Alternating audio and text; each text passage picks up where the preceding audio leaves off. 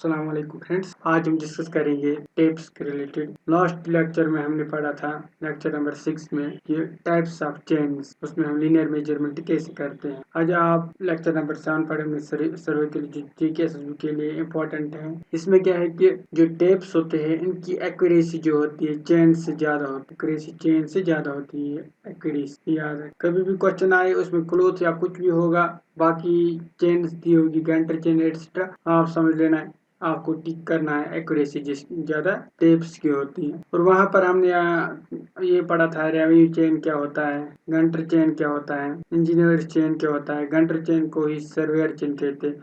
और metric chain पढ़ा था। ये कितने फीट का था, ये 66 फीट का था। 100 लिंक्स इसमें थी। ऐसे ये 100 फीट का थी और ये 20 मीटर या 30 मीटर की थी। इसमें देख लेना लिंक्स कितनी थी, वो इम्पोर्टेंट। अब जो यहाँ पर हम टेप पढ़ेंगे, फर्स्ट टेप जो होता है, हमें पहले जो आता था वो क्लोथ और लिनन टेप उसको कहते हैं। इसमें क्या है, क्लोजली वोवन लिनन या सिंथेटिक मटेरियल का बना होता था जो varnish to resist moisture resistance के लिए यूज किया जाता था। क्योंकि जो टेप था, this does not remain straight during the winds. इसमें क्या प्रॉब्लम आता था, एरर क्या, यानी कि डिसएडवांटेज क्या होता था, ये स्ट्रेट नहीं होता था और ये श्रिंक हो जाता था। इन प्रेजेंस ऑफ मॉइस्चर ये श्रिंक हो जाता था। और इनकी जो देखो, ये इसकी एग्जाम्पल है, ये मतलब एग्जाम्पल के ये इसकी डायग्राम है। आप देखो इनकी जो ये विड्थ थी, जो विड्थ है इनकी, ये देखो ये विड्थ, ये 12-15 mm, 12-15 mm 2021 से पूछा गया था ये क्वेश्चन। और इनकी जो लेंथ जनरली होती है, ये 5 मीटर की भी होती है, 10 मीटर की, 10-30 मीटर जनरली होती है, 10-30 मीटर जनरली होती है। कौन से, क्लोथ और लिनन। अब फिर से मैं बता रहा हूँ, ये श्रिंक हो जाता था और विंडोज में क्या हो जाता था, ये ट्विस्ट हो जाता था, बेंड हो जाता था, जिसकी वजह से रीडिंग एक्यूरेट नहीं आती थी। और क्लोथ टेप उसकी थी सिंथेटिक मटेरियल की। उसके बाद इसी में इम्प्रूवमेंट लाया गया है। इसमें क्या है, इम्प्रूवमेंट लाया गया ताकि ये बेंड ना हो, वो एरर्स थोड़ा, इसमें जो डिसएडवांटेजेस थे उसको रिमूव करने के लिए इसमें ब्रास और कॉपर डाला गया है। क्या है, ब्रास और कॉपर डाला गया है। One on to the varnish. This tape gives better result than the in compare to the cloth tape. और इसकी एक्यूरेसी जो है अब ज्यादा हो गई, किससे, क्लोथ टेप से, because of stretching is reduced. देखो पहले हम उसको स्ट्रेच करते थे, अंडर द स्ट्रेच ये टेप, क्लोथ टेप क्या था, ये इंक्रीज हो जाता है, यानी कि इसकी लेंथ जो है इंक्रीज हो जाती थी। लेकिन इसकी वजह से वो डिसएडवांटेज है, खत्म हो गया है। ठीक है, ये मेटेलिक टेप, इसमें खाली ये याद रखना, खाली लिनन टेप में ब्रास और कॉपर डाला गया है, वो रिमूव करने के लिए जो भी डिसएडवांटेजेस थी। और जो विड्थ है वो सेम है। और इसमें ये जो आगे लगाया था, ये ब्रास का लगाया था। ठीक है, ब्रास का लगाया था, बाकी विड्थ और वो सब सेम है। उसके बाद आया स्टील टेप, जो मेनली होता है स्टेनलेस स्टील का। ठीक है, इनकी जो लेंथ थी वो 1-50 मीटर, यानी कि लेंथ इनकी थोड़ा ज्यादा आई उससे। और ये है एग्जाम्पल स्टील टेप्स का, देखा होगा आपने। ठीक है, और ये इफेक्टेड बाय टेम्परेचर और मॉइस्चर की वजह से इफेक्ट ज्यादा नहीं होता था, यानी कि ये affected, not affected by, no effect by temperature, और यानी कि ये श्रिंक विंक नहीं हो जाता था under the presence of moisture. ये श्रिंक नहीं तो ये एक्सपेंड हो रहा था। नो टेम्परेचर इफेक्ट आप कह सकते हो, नो टेम्परेचर इफेक्ट या मॉइस्चर इफेक्ट। ठीक है, ये याद रखना है। उसके बाद हम नेक्स्ट आएंगे इनवार टेप। इनवार टेप की सबसे ज्यादा एक्यूरेसी होती है। इसकी एक्यूरेसी कभी कभी क्वेश्चन में आता है, इसकी एक्यूरेसी 1/20 की to 1/10 लेख हो जाती है। यानी कि जब हम 10 लेख यूनिट्स पढ़ेंगे, 10 लेख की, यहाँ पर 20 लेख, 20,000, सॉरी 20,000 to 10 लेख, यानी कि इसका मतलब है जब हम 20,000 यूनिट्स मेजर करेंगे तो एक यूनिट का एरर आने का चांसेस है ही। इन टर्म्स में इनको एक्यूरेसी के टर्म्स में इसको मेजर करते हैं। देखो इसमें क्या है, सबसे इम्पोर्टेंट है, जिसमें निकल होता है 36% और स्टील होता है 64%। ऐसे दिखता है इनवर्टर। जिस टेप इज हाईली एक्यूरेट, मैंने बोला है हाईली एक्यूरेट होता है। देखो हाईली एक्यूरेसी होती है 1/20,000 to 1/10 लेख, ये 1000 है इधर। ठीक है, और थर्मल कोफिशिएंट इसका बहुत कम होता था। थर्मल कोफिशिएंट जो है अल्फा, इसका बहुत कम है। और लगभग ये एक्यूरेट मान के चलो 1/2 × 10⁻⁻⁶ पर डिग्री सेल्सियस। इसका मतलब ये बहुत, यानी कि अगर टेम्परेचर इंक्रीज होगा तो एक्सपेंड नहीं हो जाएगा, एक्सपेंशन इसमें बहुत कम दिखेगी, यानी डिफॉर्म भी नहीं होती। Much attention that it is soft deform, but these tapes क्या है, ये डिफॉर्म इजिली हो जाते हैं। मतलब इनको डिफॉर्म हम इजिली कर सकते हैं। ये जो थर्मल कोएफिशिएंट है ये अलग है, इसका मतलब एक्सपेंड नहीं हो जाएगा। थर्मल ये यहाँ पर डिफॉर्म इजली हो जाते हैं और ये सॉफ्ट होते हैं। देखो यहाँ से आपको पता चलेगा बहुत सॉफ्ट होते हैं। उसके बाद हम एक्सेसरीज जो यूज करते हैं चेनिंग में, ये देखो पहला हम पढ़ेंगे पैग्स। पैग्स क्या होता है? ये डेफिनेट पॉइंट या टेम्परेरी पॉइंट जो भी कहीं पर ग्राउंड पे होता है जहाँ पर हमें इंस्ट्रूमेंट रखना है या कुछ पॉइंट्स लेने होते हैं उसको हम बोलते हैं, वहाँ पर हम डालते हैं ये पैग्स। जो पैग्स होते हैं ऐसे होते हैं वुडन के, वहाँ पर डालते हैं। उसके बाद आता है एरो। ये कहाँ पर होता है? टेम्परेरी सेमी यानी कि सेमी परमानेंटली पॉइंट्स होते हैं जहाँ से हम कुछ भी, जहाँ से पॉइंट्स, जिस पॉइंट से हम सर्वे करते हैं, ठीक है, चेंज करते हैं। और उसके बाद आता है एरो। एरो ये होता है, ऐसे होते हैं एरो। इनकी जो ये डायमेंशन होती है, ये डायमेंशन ये 50 यानी कि ये डायमीटर होता है 50 mm का। और ये जो डायमीटर होता है इसका जो ये वाला डायमीटर होता है क्रॉस सेक्शनल 4 mm का होता है। कितना होता है? 4 mm का। और यहाँ से यहाँ तक ये इसकी लेंथ जो होती है वो 400 mm होती है। 400 mm प्लस माइनस 5 mm भी बोल सकते हो, प्लस माइनस 5 mm, ठीक है। 400 mm का होता है। ये एरोज। अब ये एरोज किसके काम आते हैं? जब भी हम पहले भी पढ़ाया था लास्ट लेक्चर में, जब भी चेन जैसे फॉर एग्जांपल 20 मीटर का है, यहाँ पर जो लीडर है यहाँ पर एक एरो जमीन के अंदर डालेगा, तो फिर जो फॉलोवर होगा, जो इसका फॉलोवर वो इसको उठाएगा। इससे क्या करते हैं? इससे हम जो चेनीज का जो सर्वे का लेंथ है, सर्वे लाइन का लेंथ है, वो पता लगाते हैं। क्योंकि जितने ज़्यादा ये एरोज होंगे, यानी कि नेक्स्ट 20 मीटर इधर होगा, इधर एक और एरो होगा, और ये जो फॉलोवर ये इन एरोज को कलेक्ट करता जाएगा, इन एरोज को कलेक्ट करता जाएगा। और जितने एरोज लास्ट में इनके पास होगी, सपोज कर इसके पास 3 एरोज, इसका मतलब इन्होंने 3 बार ये मेजर, 3 बार 20 मीटर चेन से मेजर किया है। इसका मतलब 3 × 20 क्योंकि 60 मीटर, यानी कि टोटल सर्वे लाइन इनकी जो आई मेजरमेंट आया वो 60 मीटर है, क्योंकि इनके पास कितने एरोज है? 3। तो ये एंड पॉइंट डिफाइन करते हैं। These are used to mark the end point of chain length, यानी कि जहाँ पर चेन खत्म होती है, एंड मार्क होता है 20 मीटर के बाद। वो number of arrows the follower signify, जो फॉलोवर है ना वो चेन वो वाली एरोज को वो उठाता जाता है। जितना कंप्लीट होगी चेन उतना वो एरोज को उठाते जाता है।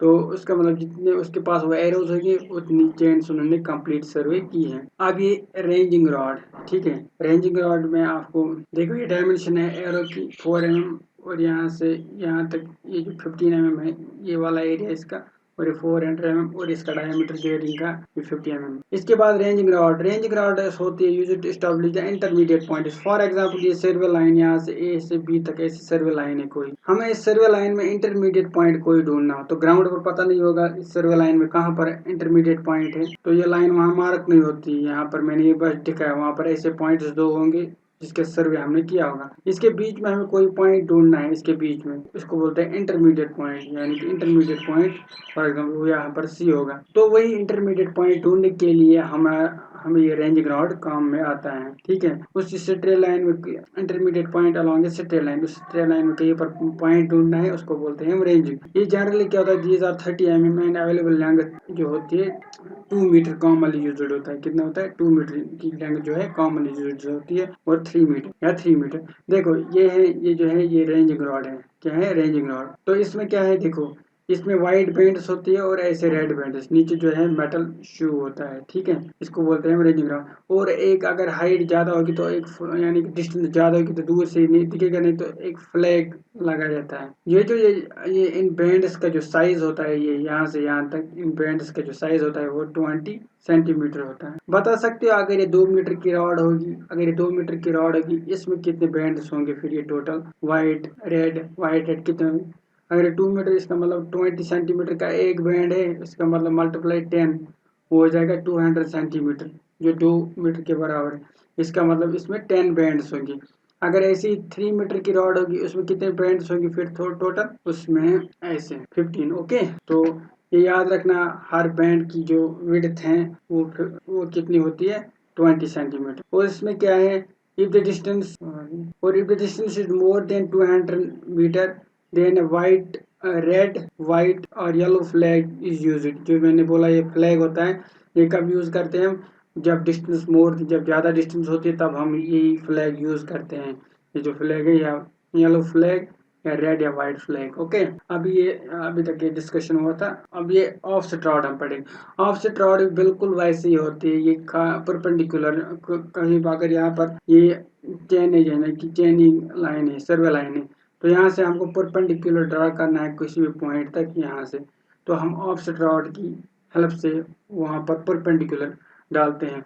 और उसकी जो मैक्सिमम लेंथ है ऑफसेट की, वो किस पर डिपेंड होता है, ज़्यादा ऑफसेट की लेंथ ज़्यादा नहीं होती, प्रीवियस लेक्चर में भी डिस्कस किया है। तो फिर एक्यूरेसी, इंटीरियर डिटेल्स ऑफ जो सर्वे ऑब्जेक्ट से वो प्रॉपरली हम प्लॉट नहीं कर सकते, इसलिए वो किस पर डिपेंड होता है, plotting scale, nature of ground क्या है, हिली एरिया कौन सा है, एक्यूरेसी डिफाइंड यानी कि कितनी एक्यूरेसी हमको चाहिए। और लास्ट टाइम मैंने बोला था अगर 50 सेंटीमीटर से ज़्यादा होगा उसको बोलते हैं लॉन्ग ऑफसेट, अगर लेस देन 50 सेंटीमीटर होगा उसको कहते हैं हम शॉर्ट ऑफसेट। याद रखना, long offset, short offset, it helps perpendicular offset. Okay, उसके बाद हम पढ़ेंगे यहाँ पर क्रॉस स्टॉप क्या होता है। क्रॉस स्टॉप या ओपन क्रॉस स्टॉप ये क्या होता है, ये यूज करते हैं हम परपेंडिकुलर ऑफसेट डालने के लिए अलॉन्ग द सर्वे लाइन। जैसे यहाँ पर सर्वे लाइन, यहाँ पर ऑप्टिकल यानी कि क्रॉस यानी कि परपेंडिकुलर डालना है, तो इसके लिए ऐसा होता है। देखो ये ऐसा होता है, तो इसके थ्रू हम देखते हैं और इसके थ्रू देखते हैं। ये परपेंडिकुलर होता है यहाँ पर 90 डिग्री, अगर यहाँ से भी दिखाई जो लाइन होगी तो इस स्लिट के बीच में देखेंगे तो वो परपेंडिकुलर डिस्टेंस पर होगा, अगर यहाँ पर कोई पॉइंट होगा तो वो परपेंडिकुलर डिस्टेंस पर होगा। फ्रेंच क्रॉस स्टॉप देखो ये खाली 90 डिग्री के लिए यूज होता है। कौन सा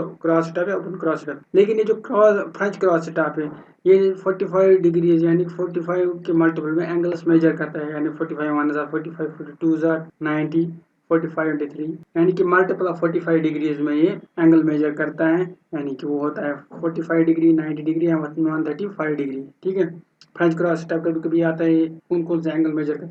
उसके बाद आता है ऑप्टिकल स्क्वायर। ऑप्टिकल स्क्वायर ये क्या है, ये set out right angle it is used for the principle. ये किस प्रिंसिपल पे डिपेंड करता है, मतलब किस प्रिंसिपल पर ये यूज होता है, ये principle of double reflection use करता है। देखो इसमें ऐसे दो ये लगे रहते हैं, एक ऐसे प्लेट लगा रहता है और एक ऐसा है जो कि 45 डिग्री एंगल पर होते हैं। कितने एंगल पर होते हैं, 45 एंगल।